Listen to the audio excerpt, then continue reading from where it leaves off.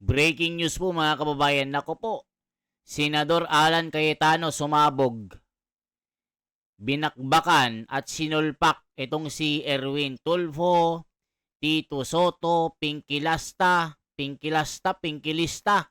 sila Risa Hontiveros, kung sino-sino pang mga matatapang, tapang-tapangan na gusto nilang gerahin ng China. Ngayon po mga kababayan, sinuplak sila na maiingay sila na sa kabila po ng issue ng flood control ay mga duwag sila mga kababayan. Ngayon po pakinggan po natin paano sinuplak ni Alan Cayetano Marcoleta itong mga, sabi ng komento ha, hindi ako ha, sabi ng komento, mga walang kwenta, sariling bulsa ang iniisip. Pag China ang pinag-uusapan, mga duwag. Pero pag yung totoong issue ng mga pagnanakaw, di ba sabi ko, pag China ang pag-uusapan, ang tatapang. Pero yung tunay na issue ng flood control, mga tamimi. Eh di ba tignan nyo si Soto, si Pinkilista. Anong ginagawa nila? Wala. Pati mga senador, sila Tulfo Brothers, kung sino-sino pa. Eh mga tamimi. Eh ngayon mga kababayan, si Marcoleta na lang at PDP ang lumalaban ng katotohanan. So ngayon po, pakinggan po natin si Alan Cayetano. Talagang sumabog na rin ito mga kababayan na ito po. Senate Resolution versus Chinese Embassy. Tatalakayin muna bago pagtibayin. Ito po, magaling po itong magpaliwanag. Pakinggan po natin. Supalpal lahat ng mga bangagista dito. Importante nung resolution na to, hindi lang dahil sa issue sa West Philippine Sea, but also because of many other issues, our economic ties, people-to-people ties, our OFWs in Hong Kong, in mainland China, in Macau. That's why the minority, through myself, wrote a letter to the majority leader and yourself for your consideration po, na rather than adopting the resolution, we call a committee hearing. I think napakalalim po ng issue na to, and it will be good for us and the public na malaman talaga natin kung anong talagang sinabi ni Commodore Tariela at ano yung palitan ng kuro-kuro. Having said that, while it's under consideration, I'd like to thank you and the majority leader for allowing na mag-sponsorship muna today. And it was a tradition in the 19th Congress that it's not a rule, it's a tradition na after the sponsorship, you give everyone a day or two before we go to interpellation and adoption. But in that day or two, if the majority would see it fit to call a hearing rather than going straight to interpellation, that would be in my view, best. But again, Mr. President, we rule by what is the pleasure of the majority. So we will submit sa wisdom ng majority. But may I put that on record na baka maganda na magkaroon tayo ng hearing about this issue. Thank you, Mr. President. We will, of course, seriously consider the recommendation of the minority leader. Thank you very much, Mr. President. Mr. But President, just for the record, we have indeed made it a practice that when a bill is sponsored, we give it time for interpellations, a day or two thereafter. In the case of resolutions, usually we pass it the same day or after sponsorship. But in case of controversial resolutions or bills, we do give it some time. Yes. So I think the request is reasonable, quite in order. Yeah, Thank you, so Mr. President. Majority Leader. therefore, I move for the previous motion and ask the Secretary to read the title of the measure. Ayan mga kababayan ko, mukhang magkakabakbakan dito sa Senado. Eh kasi noon si Erwin Tulfo bumanat eh. Akala mo ginagaya si Trump eh. Si Trump ka ba, Tulfo? Bending the law? Di ba mga kababayan, makabanat sa China, akala mo kayang-kaya niya eh. Hindi ako maka-China pero pag ang pag-uusapan ay foreign relationship, kailangan diplomasya. kailangan ay statesman ka pa rin, hindi yung barubalan. 'Di ba? Paano pag binakbakan tayo ng China, kaya nyo ba? Baka magtago lang kayo sa mga kubeta. 'Di ba? Ito, na-divert na naman ang Ayan oh. Itong ginagawa nila mga kababayan, pang-divert sa flood control issue. Natangay na naman lahat. Wala na namang issue sa flood control. Nako po, Blue Ribbon Committee. Gising-gising Tito Soto. Pampilo Lacson, ano na? Ano? Yan bang tunay na issue? Madedenggol na naman tayo, mabubudal na naman tayo. Masarap pakinggan na pinagtatanggol ang bayan, pero sa tingin ko, nagpapasikat lang ang mga senador, pero hindi nila iniisip ang kahihinatnan ng mga OFW na nasa China territories. Dapat diplomasya ang kailangan, hindi payabangan. As a Filipino, we proud of CMDR Tariela, matapang at may paninindigan. Kayo mga pro-China, mahiya naman kayo, pero sumasahod kayo sa bis ng mamamayang Pilipino. Ito, isang tangalista, bolbolista ang nagkomento. Mukhang hindi nag-iisip na bobo. Yan ang sabi ni Jerwin Lampa.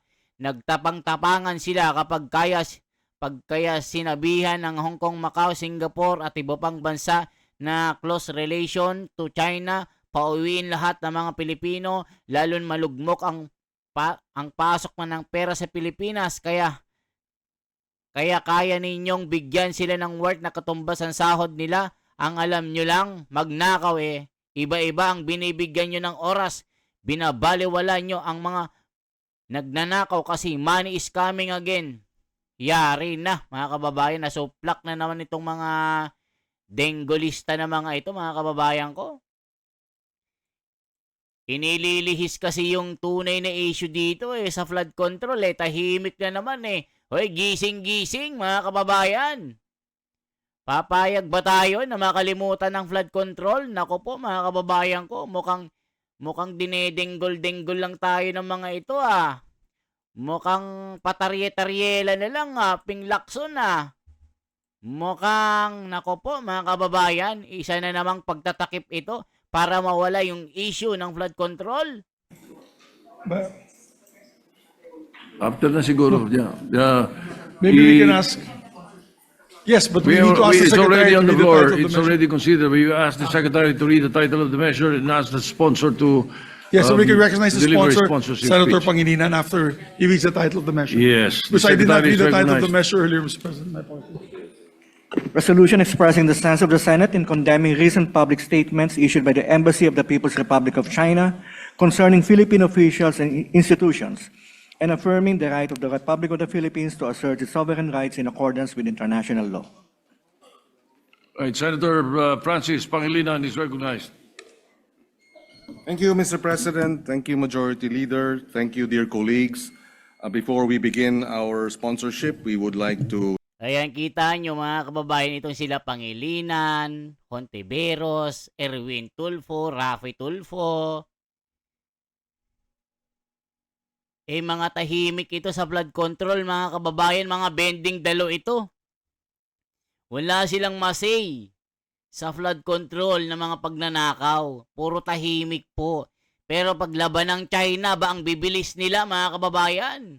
Pag impeachment ni Sara ang bibilis. Pero sa flood control na tunay na issue, ay mga tahimik ito, parang nasipiran or nasupalpalan ng maleta ang kanilang mga utak at bunganga. Yan po ang sabi ng mga komento na nanangbabas sa kanila. Na patuloy po na naghahanap ng kasagutan sa flood control. Nako po mga kababayan, ginagamit ang West Philippine Sea, pinapaingay nila para mawala ang issue ng flood control na ito, ng Cabral Files. Nako po mga kababayan, nakakahiya ito. thank the good Minority Leader for his earlier manifestation. And we too share in the earlier manifestation of the Senate President that given the controversies behind this resolution, we have no objection as to allowing our colleagues time to interpolate or perhaps even bring the matter to a Senate hearing after we have sponsored it and before adopting it, Mr. President. Mr. President, dear colleagues, it is my honor to sponsor and principally author proposed Senate Resolution number 256, together with Senate President Tito Soto, Vicente Soto III, Senate Pro Tempore Ping Lacson, Majority Leader Mig Zubiri, Senators Erwin and Rafi Tulfo, Risa Ontiveros, Win Gatchalian, Loren Legarda, JV Ejercito, Bam Aquino, Jinggoy Estrada, Lito Lapid, Camille, and Mark Villar. May we also place on record that O ayan mga kababayan, gumawa sila ng resolution na tumutulig sa China na sumusuporta po kay Tariela. Sino? Jinggoy Estrada, Kiko Pangilinan, sila Risa Ontiveros, Erwin Tulfo, Gatchalian, sino pa? Tito Soto, Ping Lacson, 15 po yan eh. Siyam lang po yung hindi tumalakay dyan eh, na hindi pabor sa ginawa nila. Ang maganda, diplomasya, Kiko Pangilinan, Tito Soto, Ping Lacson, Erwin Tulfo, nangak-ngak, magaling lang pagchismisan ng mag-asawa. Pati kapatid niya, chismisan ng mag-asawa, magagaling. Pero sa flood control, mga tahimik. Pero usaping West Philippine Sea, ang tatapang. Diba? Yan ang sabi ng mga komento na basher nila Tulfo. Ng magkapatid na ito na magagaling lang pagchismisan ng mag-asawa, mga magtsyota. Mga chismisan sa pamilya, magagaling. Pero sa totoong issue ng lipunan, gaya po ng mga flood control, wala. Mga engot, sabi nila ng mga basher niya. while they have affixed their signatures to this resolution, this does not mean that those who did not affix their signatures are objecting to this resolution. Precisely why, ultimately, in the end, it is when we move to call for a vote on this resolution that there we will determine who among our colleagues will support it or not. Introducing this measure does not mean that those who did not introduce this measure are opposed to this measure. Just for the record, Mr. President. Mr. President, dear colleagues, our Constitution mandates us to protect the Republic's sovereignty, territorial integrity, political independence, and dignity. In fulfilling this mandate, when we senators, representatives, the Coast Guard, or any public official who swore an oath. O wait lang mga kababayan, ito po yung mga pangalan na nag-sign po ng petition. Ito po, pakinggan na po natin. Signatories of the resolution are as follows. Ito po. Lastly, the resolution called of the Department of Foreign Affairs to take necessary diplomatic measures to uphold the dignity of the Republic of the Philippines and ensure that relations with other states adhere to international law, and if needed, place the country objections on record and elevate the matter to relevant international fora. Signatories of the resolution are as follows: Senate President Vicente Soto III, Senate President Pro Tempore Pampilo Lacson, Senate Majority Leader Juan Miguel Zubiri, Senator Kiko Pangilinan, Senator Erwin Tulfo, Senator Risa Hontiveros, Senator Rafi Tulfo, Gatchalian, Loren Legarda, JB Ejercito, Bam Aquino, Camille Villar, Mark Villar, Jinggoy Estrada, and Senator Lito Lapid. The Chinese Embassy in Manila earlier filed a diplomatic protest against Commodore J. Tariela, Philippine Coast Guard spokesperson for the West Philippine Sea, over his alleged smearing of Chinese President Xi Jinping dignity. Ayan mga kababayan. The move came days after Tariela posted a photo of himself in front of a flat screen television displaying an image collage that appeared to be an AI-generated picture of Xi. Following the escalations of events, Hontiveros called the Chinese Embassy in Manila a bad guest for its supposed failure to show respect its host country. Hontiveros' statement was rejected by the embassy, insisting that if fake news is spread and if China is defamed, it will not remain patient and silent. The Department of Foreign Affairs, meanwhile, said it made firm representation to the Chinese ambassador and that the Chinese embassy conveying serious concerns with the escalation of public exchange between the Chinese embassy and Philippine legislators and government officials. Ayan mga kababayan, mukhang nag-aaway-away sila. Dahil po sa pasabog ni Tariela na itong picture kasi ni Xi Jinping na presidente ng China, mukhang inismiring. Ibig sabihin, binastos itong picture ni Xi Jinping na kinagalit po ng mga Chinese ng embahada ng China. Ngayon, nung bumakbak itong China embassy, rumesbak sila sa pahayag ni Tariela. Itong mga senador na ito ay parang gusto nilang lumaban sa ngipin. Sabi ni Marcoleta, wag muna kayo padalos-dalos. Alamin natin ang diplomatic relationship. Wag bara-bara. Kasi itong escalation na ito ay maaring mag-turn into war ito. Kung ganito mangyayari, itong sila Erwin Tulfo, Tito Soto, itong mga senador na ito na 15 na pumirma dito para gusto nila bakbakan na. Sabi ni Cayetano, wait lang kayo. Pag-aralan muna natin mabuti kung tama ba ito. Sabi nga ni Marcoleta, huwag kayong padalos-dalos. Lahat ng bagay ay nakukuha sa diplomatic engagement, diplomatic talk. Hindi yung bunganga sa bunganga, masasakit na salita, hindi naaayos sa ganyan ng problema. Ang tatapang nila mga kababayan, pero pag sa usapin ng pagnanakaw sa bayan, yung totoong mga kalaban, mga tahimik sila.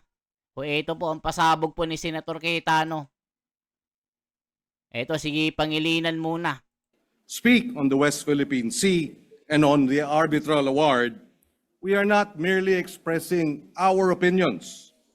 We are carrying out our solemn duty to uphold and defend the Constitution, to defend the nation, and uphold the rule of law.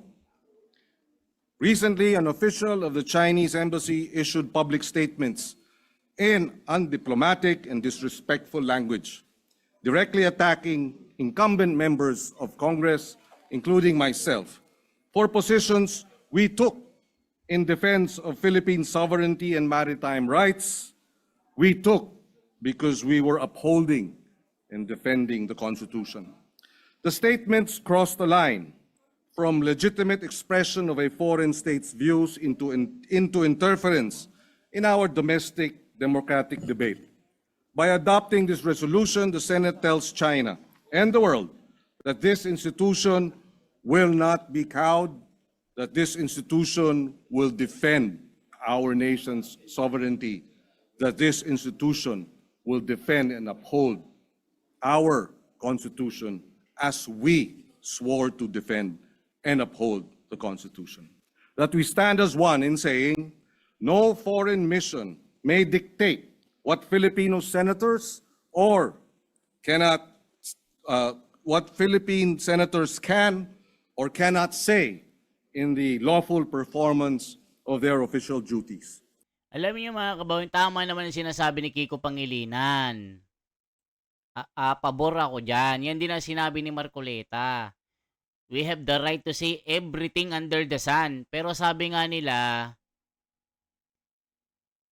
diplomatic.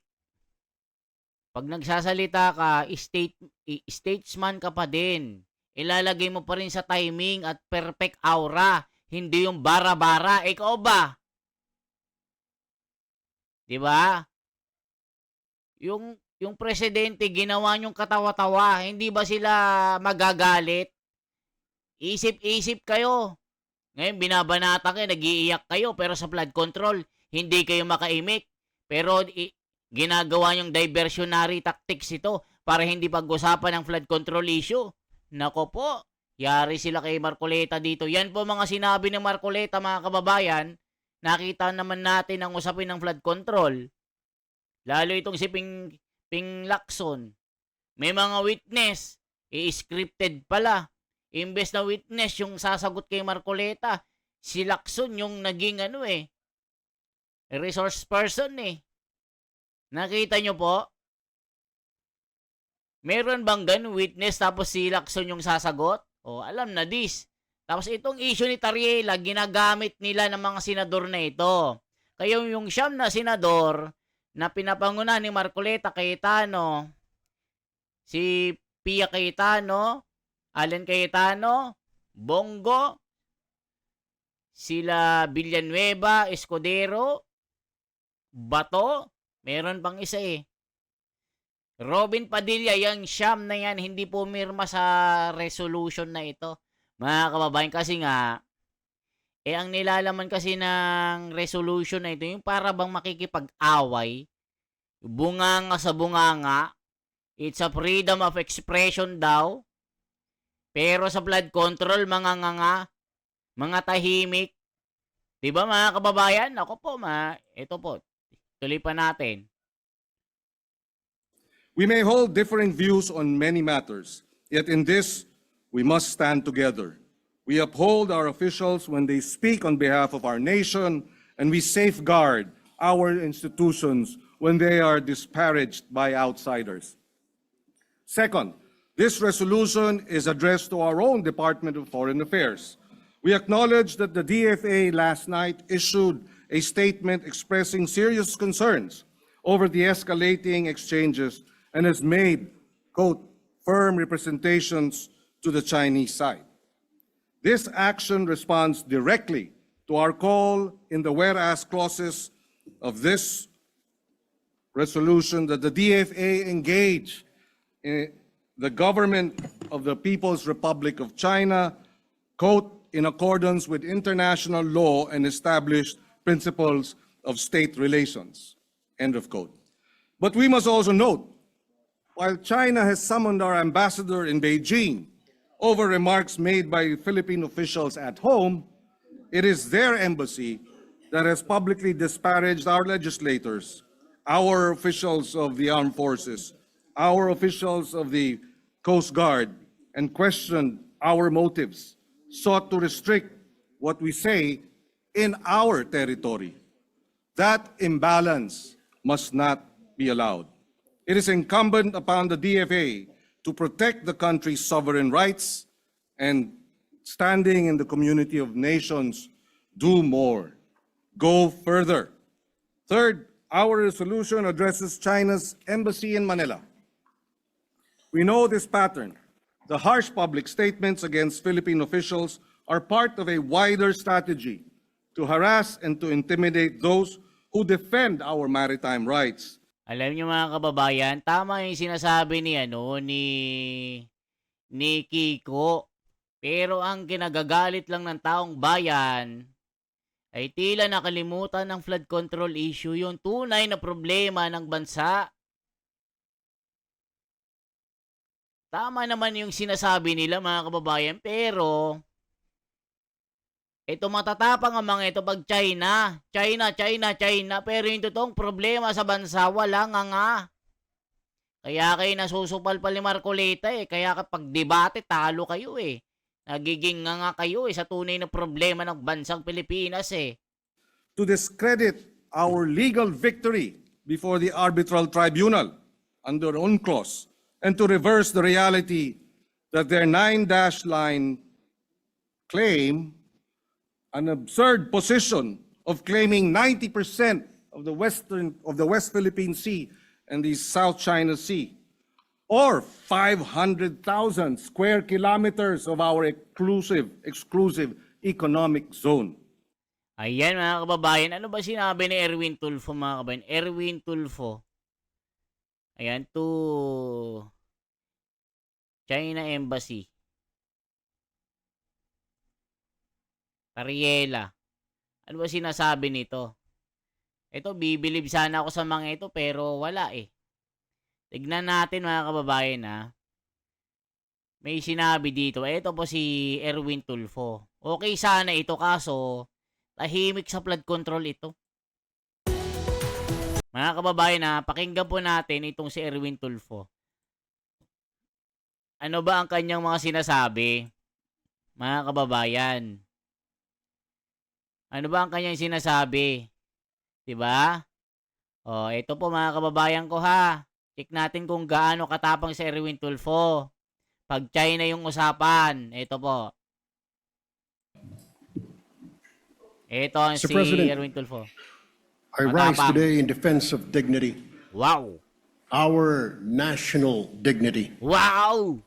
Spokesperson of the Chinese embassy recently lectured Filipinos and worse, Philippine officials on the limits of freedom of speech. Wow! We are told that criticizing a foreign head of state is completely unacceptable.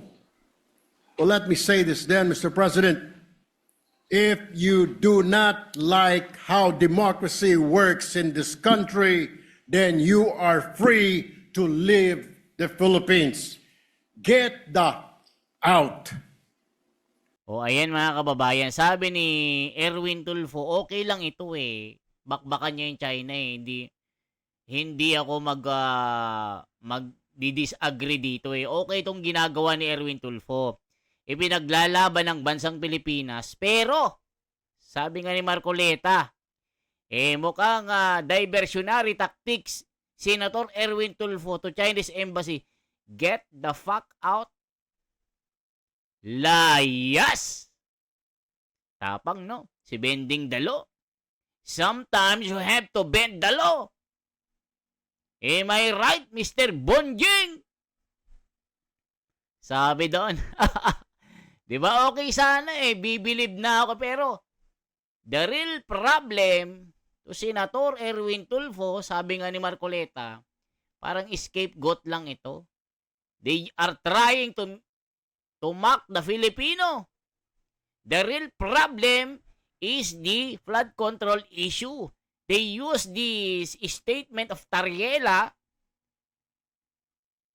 in the West Philippine Sea, in the China, ever whatsoever, matatapang sila. Pero pagdating sa flood control, nga. Am I right, Mr. Bonjingen? Yari. Mr. President, kung hindi nila gusto kung paano gumagana ang demokrasya sa ating bansa, malinaw po ang sagot. Layas. This is our house. Hindi sila ang boss natin at tayo ay mga tau-tauhan lang nila. Ayan mga kababayan, alam nyo, believe ako kay Erwin Tulfo, yung mga binanggit niyang yan, no problem about that. See everything against sa China.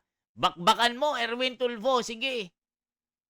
But, the real problem, the real issue, yung flood control, wag nyo kaming bulagin sa ginagawa nyo. Kayong mga 15 na senator, wag nyo kaming dayain. Papanig kami kay Marcoleta, hindi siya pumirma.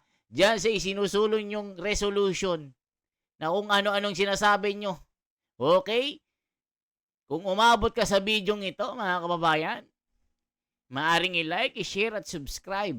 At sabihin nyo kung anong masasabi nyo sa 15 senator na ito na tapang-tapangan na kalabanin yung problema dito sa usapin ng West Philippine Sea sa pag-aagawan ng teritoryo.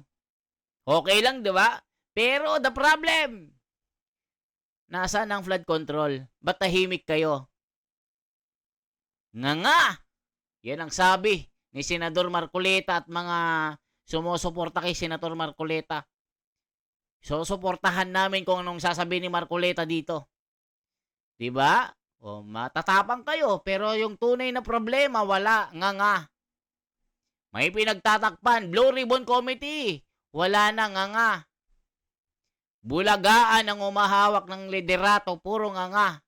Puro pagtatakip. O, ngayon, West Philippine Sea, gusto nyong pasabugin.